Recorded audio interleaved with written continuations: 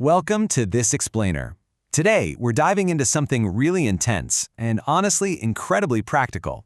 We're unpacking the teachings of Chanakya, one of history's absolute greatest strategists, on the concept of inner strength. Now, we aren't just talking about, your standard daily motivation here. We're looking at a literal blueprint for mental fortitude. It's about how to transform yourself into a true warrior of the intellect. If you've ever felt that gap between knowing exactly what you should do and actually having the mental power to pull it off, well, these lessons, which he originally gave to his famous pupil Chandragupta, are exactly what you need. So let's jump right in.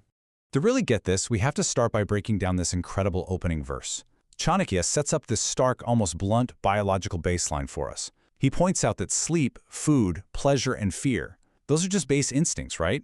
And they're totally common to both humans and animals. So if your whole life is just about sleeping, eating, chasing comfort, and avoiding things that scare you, you're essentially running on the exact same operating system as a wild beast. What actually separates us? It's knowledge. But here's the kicker. Knowledge on its own just isn't enough. Having it, but lacking the drive to actually apply it, that leaves you right back in that primal category. All right, let's move on to Section 1, Animal versus Human, the Power of Intellect. Chanakya tells Chandragupta to just look around at the natural world. Think about the heavyweights that walk this earth. Cows, bulls, lions, massive elephants. On a purely physical level, we are totally outmatched. Every single one of those animals possesses raw, vastly superior physical power. They are undeniably stronger, faster, and way more lethal. And yet, who conquered the earth? We did. Humans. And obviously we didn't do it by, out-wrestling a lion or out-pushing an elephant. We did it using the ultimate human weapon, our intellect. The takeaway here is that your mind is absolutely your primary arsenal. Chanakya gives this super direct instruction to Chandragupta, and really to all of us. Because humans rule the earth through the mind, you can't just rely on brute force or grinding out sheer physical effort to hit your goals. You literally have to train yourself to become a warrior who fights with intellect. It's about realizing your true potential, not as some physical brawler, but as an intellectual warrior, strategizing, adapting, and outthinking every single obstacle that gets in your way. That brings us to Section 2, Concentration and Inner Strength. So what does Chanakya mean here? Inner strength isn't just about feeling confident or puffing your chest out. He defines it as the extraordinary power that you generate by pursuing a single goal with absolute, unwavering concentration. When you lock onto a target with that kind of complete focus, your inner strength is basically activated. And the result? It literally makes things that seem completely impossible to ordinary folks look casually ordinary to you. It's a laser-like focus that actually bends reality to your will. But of course, here's where we hit a very relatable, very human roadblock. Chandragupta actually says to his teacher, "I'm the luckiest student to learn from these great warriors. Can I not just learn from them forever? I feel I know nothing." I mean, how relatable is that? He's in absolute awe of his mentors. He recognizes their greatness, and he's so tempted by that comfortable, safe desire to just sit at their feet and hoard knowledge forever. It feels so safe to just keep learning, right? Because actually taking action means you might fail. He genuinely feels he doesn't know enough yet to step into the arena. Which leads perfectly into Section 3, the Trap of Endless Learning. Chanakya responds to this hesitation with a bold, punchy maxim: excess of everything is bad. It is a massive wake-up call.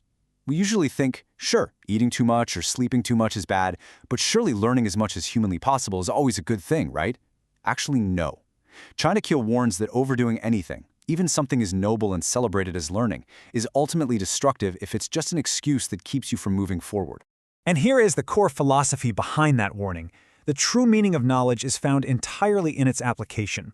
Just endlessly gathering information, reading book after book, binge-watching tutorials, it's completely useless unless you take that information and put it into direct, focused action. Think of knowledge like a highly specialized tool sitting in a toolbox. It has literally zero value until you finally pick it up and use it to actually build something. Let's dive into Section 4, Mind over Matter. This really brings us to the climax of this entire philosophy.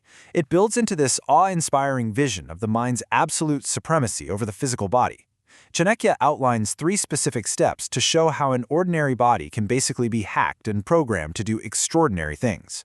Step 1. Achieve that pure concentration we just talked about. Step 2. Use that concentration to take complete control of your physical actions and reactions. And Step 3. Take ultimate control of the mind itself. When these 3 align, the barrier between what you think you can do and what you can actually achieve just shatters. It's the ultimate blueprint for pushing past your perceived limits And this leads to a really visceral, high-energy concept of ultimate mental control. Chanakya states that the mind must simply refuse to acknowledge pain. Just think about how wild that is. Pain is a physical signal, right? It's a limitation literally trying to hold you back.